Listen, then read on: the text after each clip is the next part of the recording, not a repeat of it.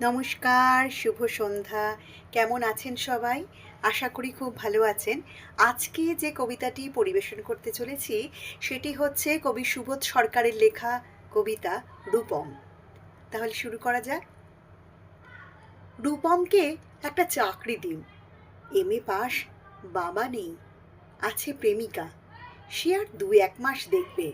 তারপর নদীর এপার থেকে নদীর ওপারে গিয়ে বলবে, রূপম আজ চলি, তোমাকে মনে থাকবে চিরদিন। রূপমকে একটা চাকরি দিন, যে কোনো কাজ, পিয়নের কাজ হলেও চলবে। তমালবাবু ফোন তুললেন। ফোনের অন্য প্রান্তে যারা কথা বলেন তাদের যেহেতু দেখা যায় না, সুতরাং তারা দুর্গেয়। তমালবাবু মামাকে বললেন, রূপমের একটা চাকরি দরকার। মামা বললেন কাকাকে, কাকা বললেন জ্যাঠাকে, জ্যাঠা বললেন বাতাসকে। মানুষ জানলে একরকম, কিন্তু বাতাস জানলে প্রথমেই ছুটে যাবে দক্ষিণে। সে বলবে দক্ষিণের অরণ্যকে, অরণ্য বলবে আগুনকে। আগুন গেল আলিমুদ্দিন স্ট্রিটে, আলিমুদ্দিন ছুটল নদীকে বলার জন্য। নদী এসে আছড়ে পড়ল উপকূলে। আসমুদ্র হিমাচল বলে উঠল, রূপমকে একটা চাকরি দাও। এমএ পাশ করে বসে আছে ছেলেটা। কয়েক মাস বাদের ঘটনা। আমি বাড়ি ফিরছিলাম। সন্ধেবেলা গড়ির মোড়ে ৭-৮ জনের জটলা দেখে থমকে দাঁড়ালাম।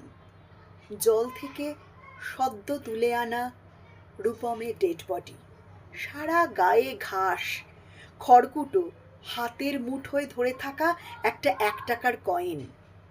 পাবলিক বুথ থেকে কাউকে ফোন করতে চেয়েছিল রূপম। ভারত সরকারের ১ টাকা কয়েনের দিকে আমার চোখ। সারা গায়ে সবুজ ঘাস, ঘাস অক্ষর। এমএ পাশ করতে একটা ছেলেকে যত অক্ষর পড়তে হয়, সেই সমস্ত ব্যর্থ অক্ষর ওর গায়ে লেগে আছে। একটা ছেলেকে কেন আপনারা এমএ পড়ান? কোন আহ্লাদে আটখানা হয়ে বিশ্ববিদ্যালয় বানিয়েছেন? তুলে দিন। এই কথাগুলো বলবো বলে ফোন তুললাম পবিত্র সরকারকে। ফোন বেজে উঠল, ফোন বেজে চলল, ফোন বেজেই চলল। ২০ বছর ধরে ওই ফোন বেজে চলেছে, আরও ২০ বছর বাজবে। বাতাস বলছে অরণ্যকে, অরণ্য বলছে নদীর দিকে। নদীর উপকূল থেকে আছড়ে পড়ে বলল, রূপমকে একটা চাকরি দিন। কে রূপম?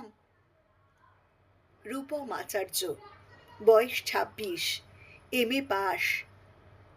বাঁদিকের গালে একটা কাটা দাগ আছে। নমস্কার। শুনলেন